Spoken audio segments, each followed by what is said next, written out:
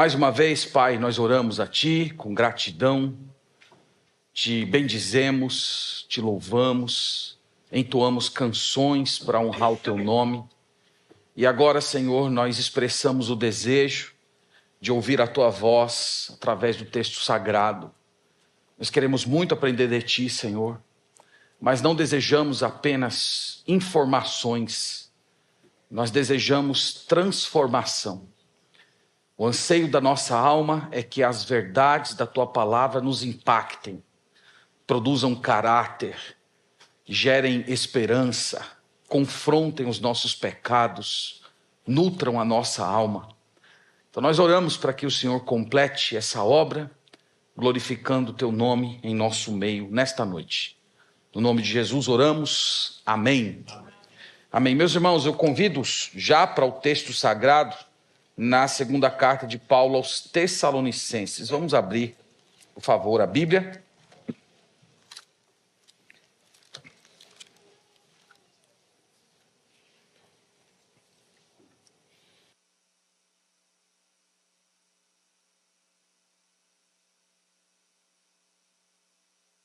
Segunda de Paulo aos Tessalonicenses, capítulo 2. Nós vamos hoje, irmãos, olhar o verso 16 e 17.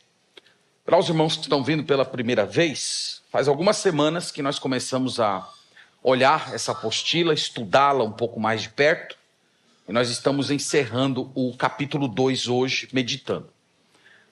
Para as pessoas que são acostumadas com os escritos de Paulo, existe um princípio nos escritos dele que os teólogos chamam de ética paulina. O que é a ética paulina? A ética paulina é uma certa apresentação que o apóstolo Paulo faz do Evangelho, onde ele mostra o que Deus fez, para depois dizer o que você tem que fazer. Então vocês sabem que a lógica do nosso mundo é assim: você faz alguma coisa para se tornar alguma coisa. Então, se você quer ser, por exemplo, um atleta, você precisa treinar muito para se tornar tal.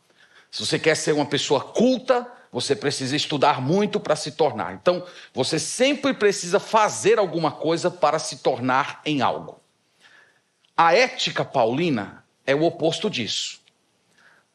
O Paulo sempre apresenta o que Deus fez, o que Deus lhe deu, tudo que ele realizou por você, e depois ele diz: agora viva essa realidade. Então, por exemplo, o apóstolo Paulo vem aos crentes e diz: Deus santificou vocês, agora sejam santos. Então não é ser santo para se tornar puro, mas é assumir a pureza que Deus já lhe deu. Então, nesse texto que nós estamos olhando aqui, 1 Tessalonicenses, olhando hoje o verso 16 e 17, nós temos esse princípio da ética de Paulo. Se você olhar no versículo anterior, aqui eu vou chamar vocês para o versículo 13. Vocês vão ver que no versículo 13 ele fala o que Deus fez. Então nós lemos assim no verso 13: entretanto, devemos sempre dar graças a Deus por vós, irmãos amados pelo Senhor, porque Deus vos escolheu desde o princípio para a salvação, pela santificação do Espírito e fé na verdade, para o que também vos chamou mediante o Evangelho, para alcançardes a glória de nosso Senhor Jesus Cristo. Então o que nós lemos aqui, irmãos, nesses dois versículos, é a declaração do que Deus fez. O que Deus fez? Deus escolheu você antes da fundação do mundo. Deus amou você com amor eterno. Em um certo ponto da sua história, Deus chamou você pelo Evangelho. E hoje, uma vez que você está em Cristo, Ele garante que um dia você vai alcançar a vida eterna. Então isso é o que Deus fez. Agora Ele vai dizer como é que você deve viver, como é que você deve se comportar diante daquilo que o Senhor lhe deu. Então esse é o tema que nós vamos observar hoje. Nós vamos ver como nós devemos nos comportar diante das dádivas do Senhor, e dizer para os irmãos que ele está praticamente encerrando sua epístola no final do capítulo 2. Nós vamos continuar ainda no capítulo 3 nas próximas semanas, Mas os irmãos vão ver que ele está apenas dando conselhos gerais. Mas aquele assunto que era o tema da epístola, que era a questão do dia do Senhor, que eu vou mencionar mais uma vez daqui a pouco, ele está fechando esse assunto para seguir já para suas palavras de conclusão. Então nós vamos ler o texto, vamos ler aqui, vocês vão ver que há 2 exortações e uma oração. Então, enquanto a gente lê o texto, procura captar essa estrutura básica para compreender a passagem. 2 exortações e uma oração. Então leamos a palavra de Deus com fé, versículo 15, 16, 2 Tessalonicenses capítulo 2, diz assim: Assim, pois, irmãos, permanecei firmes e guardai as tradições que vos foram ensinadas, seja por palavra, seja por epístola nossa. Ora, nosso Senhor Jesus Cristo mesmo e Deus, o nosso Pai, que nos amou e nos deu eterna consolação e boa esperança pela graça, consolem o vosso coração e vos confirmem em toda boa obra e boa palavra. Amém. Amém. Graças a Deus. Irmãos, como eu disse, nós temos 2 exortações e uma oração. Vamos começar olhando as exortações. Cada uma das exortações do versículo 15 estava lidando com um problema que essa igreja está enfrentando. Então, só para vocês entenderem que ele está fechando um assunto, vocês podem ver que no versículo 15, ele começa com assim, pois. Então, assim, pois, nos escritos de Paulo, é um recurso de encerramento, de fechamento de assunto. Então, é como se ele estivesse afirmando assim, diante de tudo que eu falei para vocês, e aí ele manda a exortação. A primeira exortação, nós lemos no versículo 15, ele diz assim: assim, pois, irmãos, permanecei firmes. Então, permaneçam firmes. Para você entender o porquê ele está dizendo aqui essas palavras, é necessário você rememorar alguns fatos dessa epístola. Por exemplo, no capítulo 1, no versículo 4, nós lemos assim: a tal ponto que nós mesmos nos gloriamos de vós nas igrejas de Deus, à vista da vossa constância e fé em todas as vossas perseguições e nas tribulações que suportais. Então, para quem Paulo está dizendo permaneçam firmes? Ele está dizendo para pessoas perseguidas. Ele está dizendo para pessoas que suportavam perseguições. Nós falamos já diversas vezes que essa igreja foi fundada pelo apóstolo Paulo na sua segunda viagem missionária. E nós vimos, irmãos, que o apóstolo Paulo permaneceu pouco tempo naquela cidade, porque rapidamente se levantou uma perseguição encabeçada pelos judeus, e eles simplesmente acossaram o apóstolo Paulo, e ele não viu outra opção a não ser fugir de Tessalônica, e ele deixou uma comunidade de recém-convertidos entregues a eles mesmos e aos cuidados de Deus, evidentemente. E ali, depois da partida do apóstolo Paulo, a perseguição se intensificou. Ela se tornou ainda mais renhida, e esses crentes passaram a enfrentar muitas perseguições, muitos assassinatos, e eles criaram até dúvidas com respeito ao qual era a sorte daqueles que morreram. Então, esse era um problema que eles estavam enfrentando. O outro problema, eu mencionei para vocês, que eram dúvidas a respeito do significado do dia do Senhor. Nós falamos aqui diversas vezes que o dia do Senhor é uma expressão utilizada na Bíblia para se referir a um tempo de julgamentos. Isto é, antes do juízo final, o Senhor Deus irá derramar ira sobre essa criação, sobre os incrédulos, sobre o anticristo e o falso profeta. O livro de Apocalipse descreve o dia do Senhor.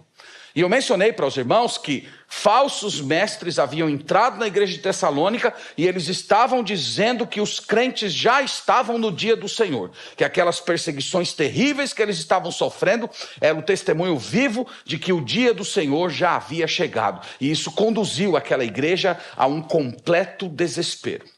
Então, irmãos, tendo essas informações em mente, considere agora essa exortação de Paulo. Versículo 15, novamente, capítulo 2. Assim, pois, irmãos, permanecei firmes. Permanecer firme é uma única palavra na língua grega. A ideia é de persistir, perseverar, manter a posição.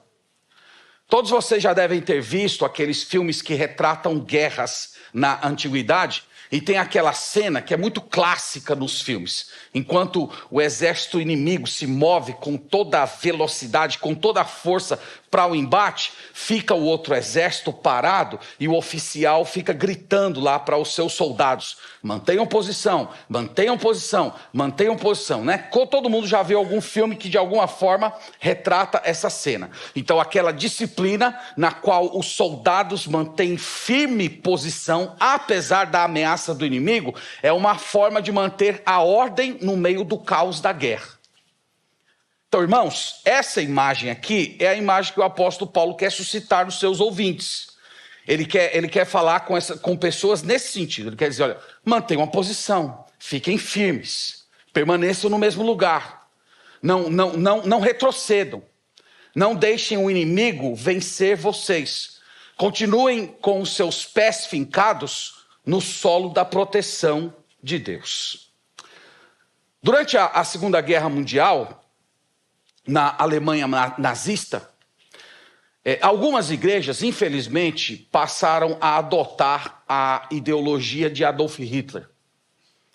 Mas houve um grupo de igrejas que não se curvaram diante do idealismo alemão, e eles resolveram manter firmes na posição clássica do cristianismo, apesar de sofrerem perseguições muito fortes do Terceiro Reich. Vários pastores foram mortos, inclusive.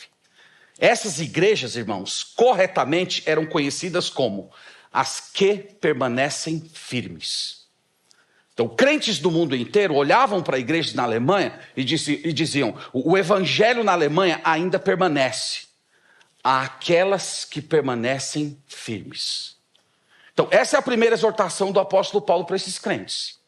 Crentes perseguidos, crentes odiados, crentes que estavam sendo acossados por autoridades que estavam promovendo o mal, tentando calar a fé cristã, asfixiar a existência daquela igreja. Paulo olha para aqueles irmãos e diz: permaneçam firmes. Essa é a primeira exortação. A segunda tem a ver com um engano religioso. Olhe comigo aí, por favor. No versículo 15 ele fala assim: assim, pois, irmãos, permanecei firmes e guardai as tradições que vos foram ensinadas. Então, a segunda exortação era uma espécie de proteção contra a mentira. Era uma forma de eles se blindarem contra a ação dos falsos mestres. Então ele diz aqui: guardem as tradições. Irmãos, a palavra tradição na Bíblia, ela tem um uso positivo e um uso negativo. O uso negativo nós vemos principalmente nos evangelhos, nos lábios do Senhor Jesus. Então você já deve ter lido muitas vezes Jesus criticando a tradição dos anciãos, dizendo: vocês estão inserindo normas, vocês estão criando regras, vocês ficam lá criando nomenclaturas, posturas, deve lavar a mão desse jeito, deve fazer esse tipo de coisa. Aí Jesus dizia: vocês me honram com os lábios, mas o coração está longe de mim, porque vocês respeitam mais as tradições do que a lei de Deus. Então a palavra tradição, nesse sentido, é um termo negativo. Na verdade, é uma prática perniciosa, porque ela impõe normas humanas, doutrinas criadas por homens, como se fossem de origem divinas. Hoje nós gostamos de usar a palavra tradicionalismo, ou a expressão legalismo. Então essas palavras, elas retratam esse aspecto negativo da tradição, que é quando homens criam regras, homens criam normas, e eles colocam em pé de igualdade com a Escritura. E esse tradicionalismo, esse legalismo, acaba escravizando as pessoas e produzindo hipocrisia dentro da igreja. Então, onde você vê pessoas acrescentando normas àquilo que a Bíblia não colocou, ali há tradicionalismo, ali há legalismo. Mas no caso aqui, o vocábulo tradição possui um sentido positivo. tradição aqui se refere ao ensino dos apóstolos. Os apóstolos, irmãos, eles registraram as palavras do Senhor Jesus. O Senhor Jesus falou através dos apóstolos. Nós falamos hoje isso na escola dominical, mostrando que não há diferença entre o ensino dos apóstolos e o ensino de Jesus, porque Jesus falou por meio deles. Vocês lembram daquele texto? Nós lemos todo mês na ceia do Senhor, 1 Coríntios 11, 23, Paulo dizendo: porque eu recebi do Senhor o que também vos entreguei. E aí ele fala a respeito da ceia do Senhor. Então Paulo está dizendo: o ensino que eu estou trazendo a vocês a respeito da ceia do Senhor, eu aprendi do próprio Cristo, foi ele que me ensinou. 1 Coríntios capítulo 15, ele fala a mesma coisa. Eu vou ensinar para vocês o que eu recebi do Senhor, que Cristo morreu pelos nossos pecados segundo a Escritura e ressuscitou ao terceiro dia conforme a Escritura. Isso aqui, irmãos, é o exemplo de tradição bíblica. É o ensino autorizado, é o ensino dos apóstolos. Então, se eu fosse colocar as duas coisas em uma única frase, eu diria assim: o tradicionalismo é a doutrina morta dos homens. A tradição é a doutrina viva dos apóstolos. Então, é a respeito disso que ele está falando aqui. E ele fala os modos pelos quais essas tradições haviam chegado aos crentes. Acompanhe aí comigo, por favor. Ele fala assim: e guardai as tradições que vos foram ensinadas. Primeiro, seja por palavra. Então eles aprenderam através de palavra. No capítulo 2, versículo 5, falando do dia do Senhor, ele diz assim: não vos recordais de que ainda convosco eu costumava dizer-vos essas coisas? Então Paulo está falando: quando eu estive com vocês, eu falei com vocês sobre o dia do Senhor, eu falei com vocês sobre anticristo, eu falei com vocês como é que serão os últimos acontecimentos da história da humanidade. Paulo ensinou, Paulo transmitiu o conhecimento divino autorizado por meio da tradição oral. É isso que ele quer dizer. Eu comuniquei para vocês a verdade, as tradições, por meio de palavras. Mas ele também menciona aqui no final, epístola nossa. Então Paulo escreveu cartas. E isso, irmãos, é uma coisa muito importante. Olha comigo no capítulo 2, versículo 2. Aqui mostra que esses crentes estavam sendo ensinados por falsas epístolas. Veja comigo aí, ele fala assim: a que não vos demovais da vossa mente com facilidade, nem vos perturbeis, quer por espírito, quer por palavra, quer por epístola, como se procedesse de nós, supondo que tenha chegado o dia do Senhor. Então aqui ele fala de epístolas que supostamente haviam sido escritas pelos apóstolos e que estavam chegando naquela igreja e instruindo aqueles irmãos no erro, dizendo que o dia do Senhor havia chegado. Então, provavelmente, falsos mestres vinham lá com epístolas apócrifas, dizendo: eu tenho aqui um escrito assinado por Pedro, e Pedro atesta a ideia de que o dia do Senhor chegou. Vinha um outro dizendo: eu tenho aqui uma epístola de Paulo. Paulo esclareceu mais essa questão do dia do Senhor, ele se confundiu, o dia do Senhor já está acontecendo. Então, Paulo diz: guardem as tradições. Guardem aquilo que vocês receberam. Parem de dar ouvido para as epístolas fraudulentas, para os pregadores mentirosos. Se lembrem daquilo que vocês foram ensinados. Vocês receberam o ensino apostólico. Uma coisa bem interessante, irmãos, de se perceber aqui, é que cedo na história da igreja já havia um reconhecimento de que a doutrina cristã era fixa. Que a doutrina cristã, ela não estava aberta a edições, ela não estava aberta a subtrações, adições, e que a tarefa da igreja não era de viver constantemente atrás de novas doutrinas, buscando novas compreensões. A obrigação da igreja era receber a doutrina verdadeira, guardar a doutrina verdadeira e transmitir com fidelidade à próxima geração. Então Paulo diz: guardem as tradições. Se eles guardassem as tradições, as epístolas apócrifas não iriam incomodá-los. E lembre, irmãos, que nós estamos falando aqui de uma época em que o cânon ainda não estava fechado. Hoje nós temos os 27 livros, com facilidade nós detectamos aquilo que é falso. Mas esses irmãos, eles estavam vivendo numa época em que o Novo Testamento ainda estava sendo escrito. Havia uma profusão de muita literatura sendo produzida em nome dos apóstolos. Anos depois, primeiro século, segundo século, a igreja teria que se debruçado muito tempo sobre quais livros eram verdadeiramente inspirados. Nós falamos muito disso na escola bíblica dominical. Então, eles tinham que lidar com essas questões. E qual era o meio? Se apeguem às tradições. Se apeguem àquilo que vocês ouviram. Não deem ouvidos a outras pregações. Não aceitem epístolas espúrias. Se prendam àquilo que ouviram. Irmãos, antes de seguir, há um outro ponto que merece ser mencionado.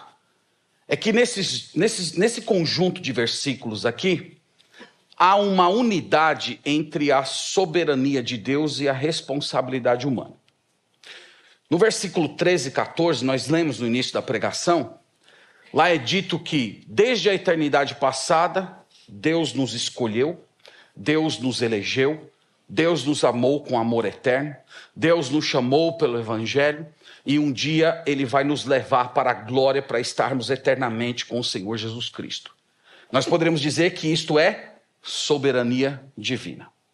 Paulo está falando da salvação, começo, meio e fim, é pela graça de Deus, é um presente de Deus, não é de obras. O seu destino eterno, ele já foi definido antes da fundação do mundo. Isso é soberania divina. No entanto, nos versículos que nós estamos lendo aqui, versículos 15 e 16, ele olha para esse grupo de pessoas, os quais ele já assegurou a salvação, e ele diz: permaneçam firmes, guardem as tradições. E nós podemos dizer, irmãos, que essa é a responsabilidade humana. Essas duas verdades, a soberania de Deus e a responsabilidade humana, elas estão na Bíblia. Elas estão presentes na Escritura. Elas não se contradizem, elas se complementam. No entanto, a Bíblia não a explica. A Bíblia não detalha como é que isso funciona. Então, nós, quando não temos informações claras a respeito de certos assuntos, nós simplesmente sustentamos o mistério. Isso aqui é um mistério para a gente. E nós não abrimos mão de nenhuma das duas verdades, nem da soberania de Deus e nem da responsabilidade humana, porque se nós fizermos isso, nós vamos acabar descambando para algum tipo de falsa doutrina. Na matemática, costuma-se dizer que duas paralelas se encontram no infinito. Já ouviu isso, né? Então eu creio que essa é uma boa metáfora para descrever a soberania de Deus e a responsabilidade humana. Eu, por conta das minhas limitações, eu só consigo ver as paralelas. Eu só consigo ver as duas coisas separadas. Mas elas, naquele que é infinito, elas se encontram e elas se reconciliam eternamente. Então a Bíblia sustenta esses dois aspectos no relacionamento de Deus com o ser humano. Então, irmãos, até aqui nós temos duas exortações. Primeira, perseverem. Segunda, protejam as tradições. A perseverança, conforme dissemos, era um meio deles enfrentarem o sofrimento. E a proteção das tradições era a forma de lidar com o falso ensino. Então, eles precisavam dessas duas posturas. No verso 16 e 17, nós temos uma oração. E é uma oração muito bela.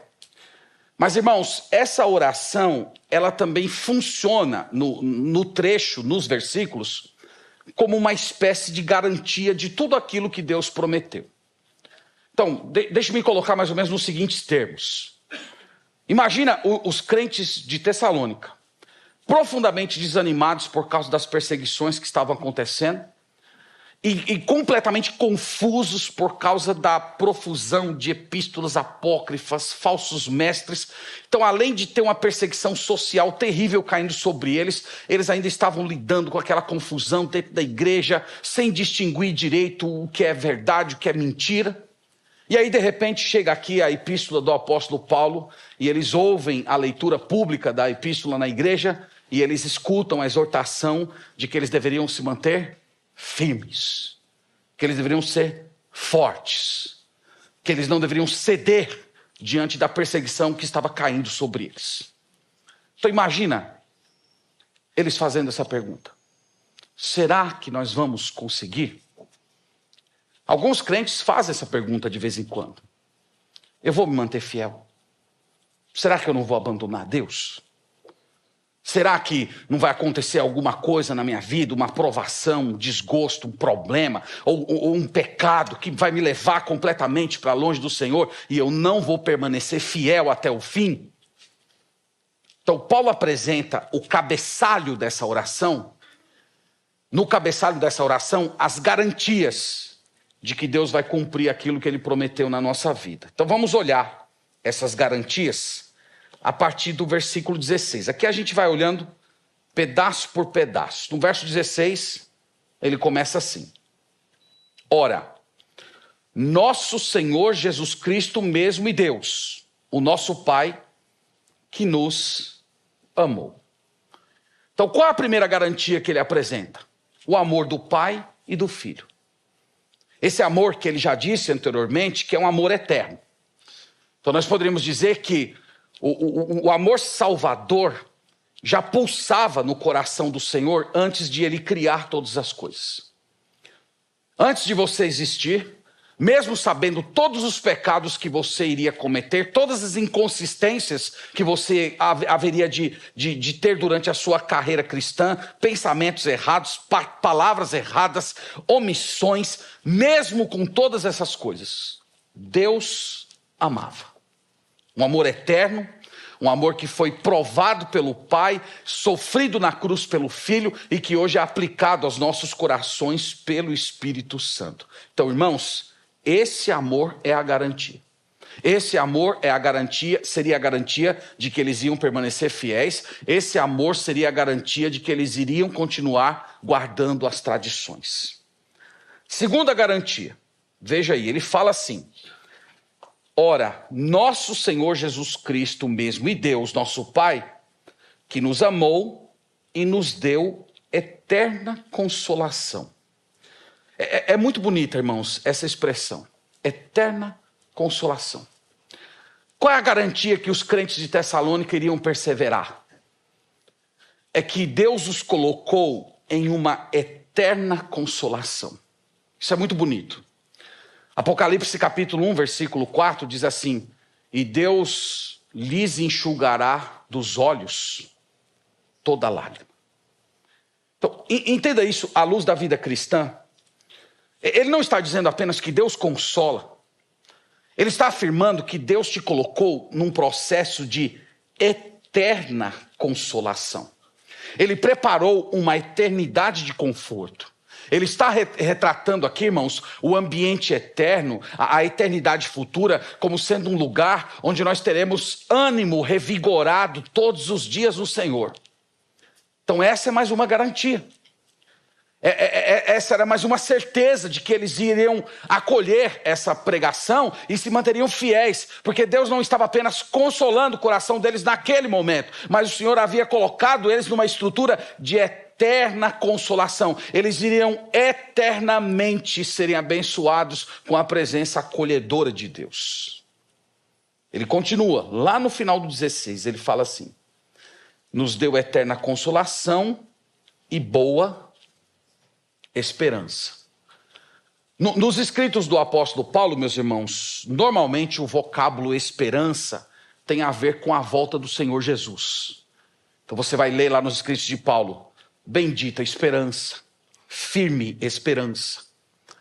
Então ele está falando aqui da chegada do nosso Salvador crucificado. E ele chama essa esperança de boa. Sabe o que significa boa aqui? Significa útil, verdadeira. É uma esperança que nunca vai te decepcionar. Não há coisas, pessoas às quais você se apega e elas decepcionam você, elas se mostram falsas, coisas que você crê e apega-se pensando que é verdade, no final se mostra mentira. O apóstolo Paulo está dizendo que aqueles que se apegam à esperança de Cristo não sofrerão esse tipo de decepção. Eles estão apegados a uma esperança boa, útil, que permanece eternamente. Aqui é mais um elemento que prova, que garante que eles iriam ouvir, que eles iriam acolher, que eles iriam permanecer fiéis. Então, irmãos, no versículo 17, por fim, ele ora, tá? O versículo 16, vocês perceberam que é como se fosse um cabeçalho da oração. A oração, de fato, é no versículo 17, mas você precisa captar as duas palavrinhas finais do 16, pela graça, tá? Lembra que no texto bíblico original não tinha essa divisão de versículos. Essa divisão, ela apareceu durante a Idade Média. Às vezes a divisão é boa, às vezes ela não é tão boa. Aqui é o caso de uma que não é boa, porque ele pegou pela graça e dividiu, e parece que ele está começando a falar um assunto novo, mas na verdade é: pela graça consolem o vosso coração e vos confirmem em toda boa obra e boa palavra. Então ele está falando que esses dois elementos aqui, o consolo e a confirmação dos crentes, é pela graça de Deus. É pelo favor, é pela misericórdia de Deus. Então, Paulo aqui pede que Deus realize duas obras na vida desses crentes pela graça. A primeira, Deus console o coração. Então nós acabamos de falar, irmãos, que essa consolação que Deus prometeu, que Deus colocou o seu povo, é uma consolação eterna. Mas hoje ela se manifesta na nossa história. Ela chega através dos conflitos que nós estamos enfrentando. Então é como se ele estivesse orando mais ou menos assim: Senhor, aquela consolação gloriosa, eterna que o Senhor prometeu a eles, aplique nos corações deles nos dias de hoje. Então eles estão precisando de conforto, eles estão precisando de ânimo, eles estão precisando ser revigorados, eles estão precisando aprender a descansar na alma deles, eles estão padecendo muitas perseguições, então eles precisam de ânimo. E segundo, Paulo ora para que o Senhor os confirme em toda boa obra e boa palavra. É muito bonito isso aqui. Confirmar aqui significa estabilizar, firmar, constância. Notem isso, o apóstolo Paulo não está orando apenas para eles suportarem o sofrimento. Paulo está orando para eles serem frutíferos no sofrimento. Então, enquanto eles estiverem sofrendo, que o Senhor faça com que eles se fortaleçam nas boas obras e nas boas palavras. É uma coisa fantástica isso. É uma coisa maravilhosa. Há muitas pessoas que não são de Deus, que elas até suportam o sofrimento. Mas só as pessoas que são do Senhor é que podem suportar o sofrimento de uma forma frutífera, glorificando a Deus, honrando a Deus, usando as suas palavras para bendizer ao Senhor, falando de forma espiritual, pensando segundo os valores do reino de Deus, sendo regido pelas leis do céu e não pelas leis da terra. E o apóstolo Paulo está fazendo essa petição, que o Senhor console e que o Senhor os faça frutificar. E tudo isso, conforme dissemos, é pela graça de Deus. Então, irmãos, é o fechamento do capítulo 2, e basicamente eu disse para vocês, é o fechamento do assunto da epístola. Ele vai prosseguir no capítulo 3, mas ele já está ali nas suas conclusões, e ele está apresentando duas exortações: permaneçam firmes, guardem as tradições, e ele ora.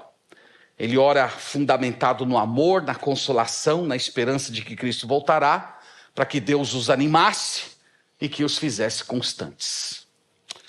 Pois bem, irmãos, terminado aqui a nossa exposição dos dois versículos, eu quero trazer algumas lições que nós aprendemos nesse capítulo, na verdade, nesse pequeno parágrafo, e nós vamos depois orar ao Senhor. A primeira lição que depreendemos desses dois versículos é que aqui nós temos a definição do que é o papel de uma igreja bíblica. O que é que uma igreja bíblica faz, dentre tantas coisas? Uma igreja bíblica é a guardiã das tradições. Com tradições aqui eu me refiro aos ensinos dos apóstolos. Então Paulo diz que era tarefa dos crentes de Tessalônica fazer isso. Guardem as tradições. As tradições que vocês ouviram, as tradições que chegaram através daquilo que nós explicamos. Essa é a tarefa, irmãos, de uma igreja bíblica. Uma igreja bíblica, ela não possui espaços para novas revelações, para doutrinas de homens, para manifestações de legalismos. A tarefa da igreja bíblica é a de ser instruída exclusivamente por meio da Escritura. A igreja é a depositária fiel, eleita por Deus, da tradição sagrada. Então, uma igreja fiel, ela não fica buscando novas informações, impulsos, espíritos proféticos, esse tipo de coisa. A igreja bíblica, ela se cerca exclusivamente na Sagrada Escritura. A pregação consiste nesse exercício que nós fizemos aqui hoje à noite. Ler o texto, explicar o texto e aplicar o texto. Então, esse é o papel de uma igreja bíblica. E, irmãos, e o que passa disso é tradicionalismo. É doutrina de homens. E acaba produzindo legalismo dentro da igreja, falsas doutrinas, que escravizam as pessoas e, quando não, conduzem milhares, centenas de pessoas ao engano e à destruição eterna. Então, igrejas falsas, seitas, normalmente possuem algum tipo de revelação extraordinária que não é a Sagrada Escritura. Então, a igreja de Deus precisa tomar cuidado com isso. E lembrar, irmãos, que tudo que nós precisamos saber a respeito de Deus, de seus planos, do que Ele requer de nós, está nesse livro. E uma igreja fiel prega apenas esse texto, ela sustenta essa palavra, ela ama essa palavra e transfere esses afetos santos à próxima geração. Essa é a minha oração pela nossa igreja. Nossa igreja vai cumprir a sua missão se ela permanecer assim. Quando nós olhamos, irmãos, a história da igreja, nós percebemos claramente que é fácil uma igreja perder o evangelho. É muito fácil. Não precisa muito tempo. Eu já mencionei algumas vezes aqui na igreja que o apóstolo João morreu ali por volta do ano 95. E aí nós temos uma epístola que foi escrita por um dos pais da igreja, Inácio de Antioquia, por volta do ano 110.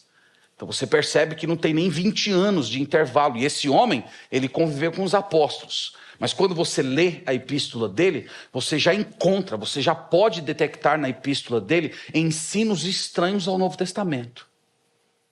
Então nós chegamos ali por volta do ano 130, 140, tem um documento chamado Didaquê, chamado Doutrina dos Apóstolos, Ensino dos Apóstolos. E quando você lê o Didaquê, você já vê muitas informações que não tem nada a ver com o Novo Testamento. Então, essa é uma lição que a história do cristianismo nos ensina. É fácil uma igreja perder o evangelho. Não precisa de muito tempo. Às vezes basta a mudança de uma geração para outra. Já é suficiente para a igreja deixar de ser bíblica. Então, que Deus nos conserve, que Deus tenha misericórdia de nós, que nós amemos a Escritura e Ele nos dê a graça de transmitir com muita sinceridade, com muita verdade, com muita profundidade e com muita paixão para a geração posterior, para que eles continuem esse processo santo de guardar as tradições até a chegada do nosso Senhor Jesus Cristo. Segundo lugar, eu queria me dirigir a você que está passando por intensas batalhas. Então você que tem passado por muitas aflições, esse texto tem algo importante para dizer a você. Na verdade, essa passagem fala sobre algo que você precisa fazer e algo que apenas Deus pode fazer por você.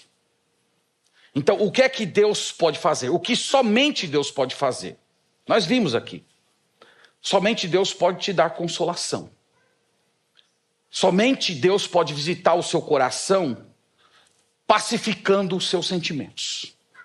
Em 2 Coríntios capítulo 1, verso 3 e 4, ele é chamado lá de o Deus de todas as misericórdias, o Pai de todas as misericórdias e o Deus de toda consolação. É Ele que nos consola em toda a tribulação. É dito lá, é Deus quem consola. Então, é Deus que ajuda, é Deus que anima, é Deus que renova, é Deus que acolhe você nas suas lutas, é Deus que lhe fortalece. É Deus que faz isso. Essa é uma obra do Senhor, é uma obra que você precisa buscar exclusivamente nele. Mas Deus também te confirma. Deus te sustenta, Deus te fortalece, Deus te estabiliza, Deus pode te dar poder para você frutificar no meio da sua tribulação. Ao invés da sua tribulação jogar você na lona, colocar você numa situação de desespero espiritual, Deus pode usar as suas palavras, Deus pode confirmar você em boa obra, de modo a você ser frutífero e honrar o nome do Senhor. Deus faz isso. Isso é o que Deus faz. Agora, o que você tem de fazer? O que você precisa fazer? Nós vimos aqui no texto. Você precisa permanecer firme. 1 Coríntios 10, 13, queria ler esse texto com vocês, só para fortalecer um pouco mais essa ideia.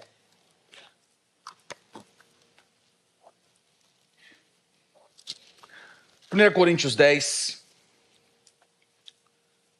versículo 13. Nós lemos assim: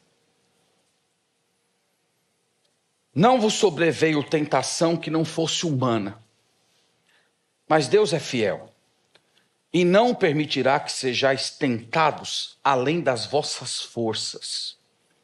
Pelo contrário, juntamente com a tentação vos proverá livramento, de sorte que a possais suportar.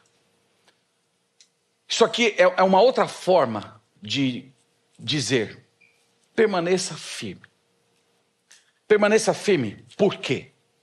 Porque Deus é fiel. Deus nunca vai permitir que você seja atingido por algo que está além das suas forças. Deus jamais fará isso. Na verdade, diz o texto que junto com a provação, você vai receber a porção de graça que você necessita.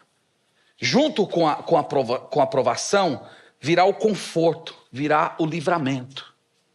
O que está sendo dito aqui, irmãos, é que junto com o Senhor Jesus Cristo, no momento que você se converteu, o Senhor te deu uma espécie de um depósito, contendo tudo aquilo que é necessário, não apenas para você suportar, mas para você passar por cima, para você glorificar o nome do Senhor enquanto enfrenta as suas provações.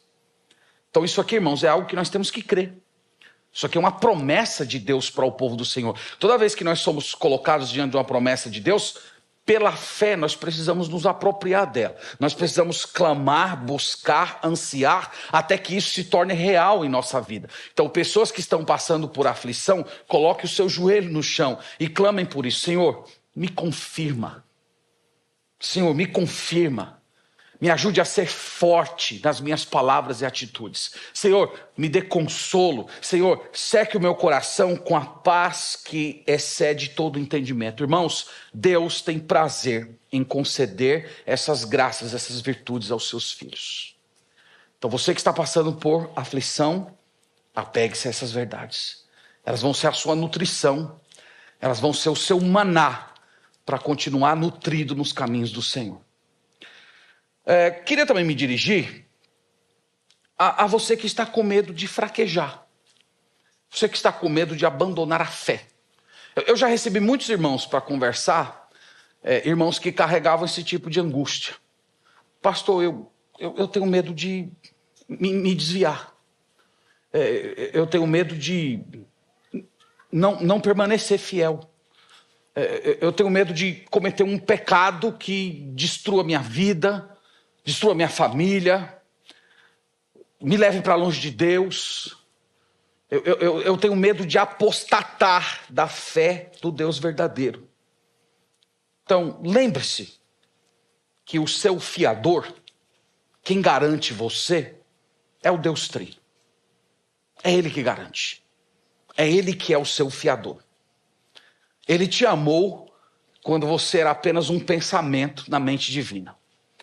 E por meio da morte e ressurreição de Cristo, Deus te inseriu nisso que nós vimos aqui, que Paulo chamou de eterna consolação.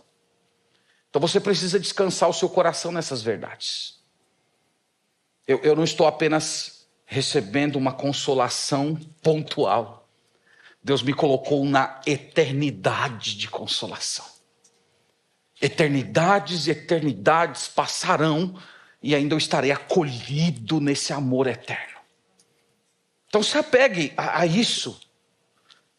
Meus irmãos, não haverá tormento eterno para aqueles que serão eternamente consolados. Então essa é a verdade espiritual que Deus traz a você. Creia nessa verdade e viva um dia de cada vez. Cada amanhecer trará o seu próprio mal, suas tentações, mas conforme lemos aqui em 1 Coríntios 10, 13, que junto com cada provação virá a provisão divina. Então Então não fique muito preocupado com o dia de amanhã, as batalhas, as lutas, como é que você vai estar daqui a 5 anos. Vá vivendo um dia de cada vez.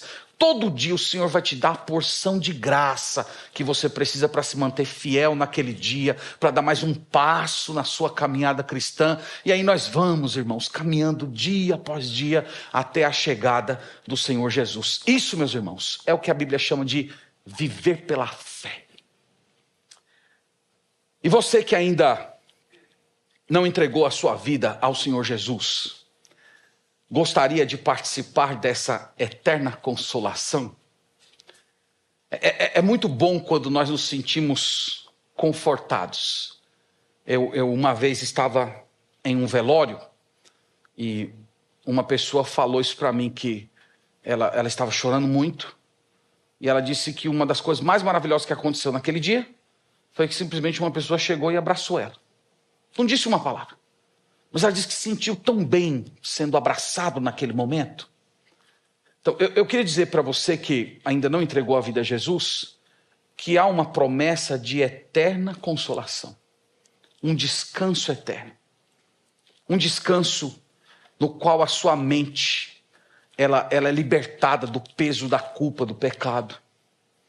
O descanso de você saber que um dia você vai comparecer diante de Deus e quando o livro for aberto lá, não serão as suas más obras que estarão escritas lá, mas serão as obras perfeitas de Cristo que serão contadas no seu lugar. Isso é conforto. Isso é conforto. É conforto você saber que um dia você vai comparecer perante Deus e você não vai ser condenado. Ele não vai dizer para você: apartai-vos de mim, malditos. Ele vai dizer: venha, filho meu, entre para o reino do seu Senhor. Isso é conforto. Então, há uma promessa de consolo, de você viver em paz hoje, em paz com a sua própria consciência, reconciliado com Deus, sabendo que todos os seus pecados foram lançados em Jesus Cristo. Então, venha para esse consolo hoje. Entregue sua vida a Jesus. Se arrependa dos seus pecados, creia que a morte dele foi um pagamento por você, e nesse exato momento, você vai entrar nessa consolação eterna de Deus. Meus irmãos, que Deus nos abençoe, que a palavra de Deus habite ricamente o nosso coração, e que nós nos sintamos encorajados a viver essa ética do apóstolo Paulo. Tudo que nós lemos aqui, irmãos, lembre-se disso, já foi dado a cada um de vocês. Vocês já receberam isso aqui. Em Cristo Jesus, todas essas coisas já foram dadas. Então, pela fé, receba essas coisas, se aposse delas e vive uma vida que glorifica ao Senhor. Amém? Deus abençoe. Vamos orar a Deus, vamos agradecer por esta palavra. Bendizemos-te, Senhor, pela verdade da Escritura, pelo benefício do livro santo, pelas santas tradições que recebemos. Te agradecemos porque o Senhor é bom. O Senhor se manifestou a nós. O Senhor não se deixou sem testemunho. O Senhor um dia atravessou a nossa história, quebrou as nossas resistências, cativou o nosso coração com o Evangelho, e hoje nós estamos aqui, Senhor, vivendo como teus filhos. Mas o Senhor conhece a nossa estrutura, sabe que nós somos sujeitos a fraquezas, a inconsistências, a temores, a dúvidas. E é por isso, Senhor, que nós precisamos desse revigoramento que só o Senhor pode nos dar. Nós oramos, Pai, para que essa consolação eterna seja aplicada aos nossos corações nos dias de hoje. Que nós recebamos ânimo, que nós tenhamos renovação interior. Pai, nós oramos para que o Senhor nos confirme em toda a boa obra, que o Senhor nos ajude a vivermos de uma forma frutífera nesse mundo, não apenas, Pai, sofrendo e padecendo as tribulações, mas glorificando o Teu nome em meio a cada uma delas. Nós oramos por aquelas pessoas que estão fracas, por aquelas que estão desanimadas, por aquelas que estão com medo de se perder, com aquelas, Senhor, que por alguma maneira foram assoladas, estão cercadas pelo pecado. Nós clamamos por libertação. Nós oramos para que hoje, Pai, seja o dia do quebrantamento e da reconciliação com o Senhor. Por fim, Pai, nós oramos por aqueles que não creram, para que se sintam encorajados pelo Teu Santo Espírito a se quebrantarem em arrependimento e fé e a entrarem nessa santa consolação que só o Senhor pode dar. Gratos somos por este culto, por esta comunhão em torno da Tua palavra. Nós agradecemos ao Senhor. Nos ajude a mantermos fiéis às tradições que recebemos por meio do texto santo. Guarda-nos, Senhor, guarda esta igreja, guarda as gerações que a sucederão. Faça isso para a glória do Teu nome. Pedimos isso no nome do Teu Filho Jesus. Amém.